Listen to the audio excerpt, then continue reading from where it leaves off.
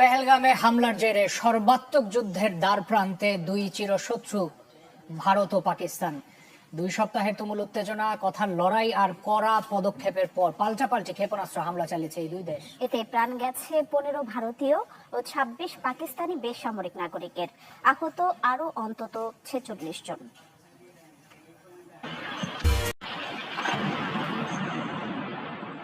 কাশ্মীরে সন্ত্রাসী হামলার জেরে ভারত পাকিস্তান উত্তেজনা শেষ পর্যন্ত গড়ালো সামরিক সংঘাতে।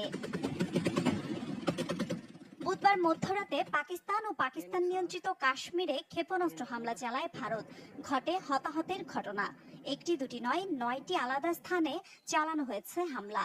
যদিও মোট কতটি জায়গায় হামলা চালানো হয়েছে সেই সংখ্যা নিয়ে দুদেশের তথ্যে তফাৎ থাকলেও মুজাফফরবাদ, কোটলি, ভাওয়ালপুর সহ কয়েকটি স্থানে হামলার খবর নিশ্চিত করেছে গণমাধ্যমগুলো। জবাবে ভারতের 5টি যুদ্ধবিমান ভূপাতিতের দাবি জানায় পাকিস্তান। এর মধ্যে রয়েছে ফ্রান্সের তৈরি 3টি রাফাল, রাশিয়ার তৈরি সু-30 MKI ও MiG-29 যুদ্ধবিমান। বিধ্বস্ত হয় ভারত ব্রিগেডের সদর দপ্তর ও চেকপোস্টও। পাল্টাপাল্টি সংঘাতে অরক্ষিত হয়ে পড়েছে সীমান্তবর্তী আকাশপথ। এর মধ্যে 165টি ফ্লাইট বাতিলের কথা জানিয়েছে ভারতীয় বিমান সংস্থা ইন্ডিগো। কাশ্মীর সহ 11টি সীমান্তবর্তী এলাকায় এসব ফ্লাইট চলাচলের কথা ছিল। বিমান চলাচল বন্ধ রয়েছে ভারতের পাঞ্জাব, রাজস্থান ও বেশ কয়েকটি জায়গায়।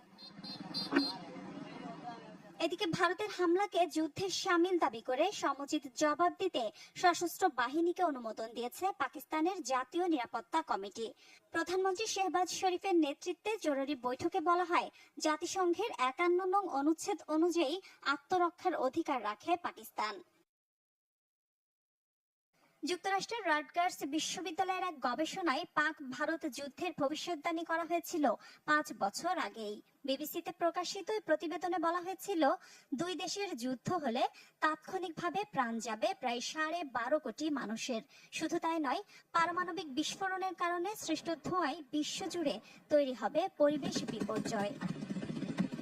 মিলা খন্দকার, চ্যানেল 24।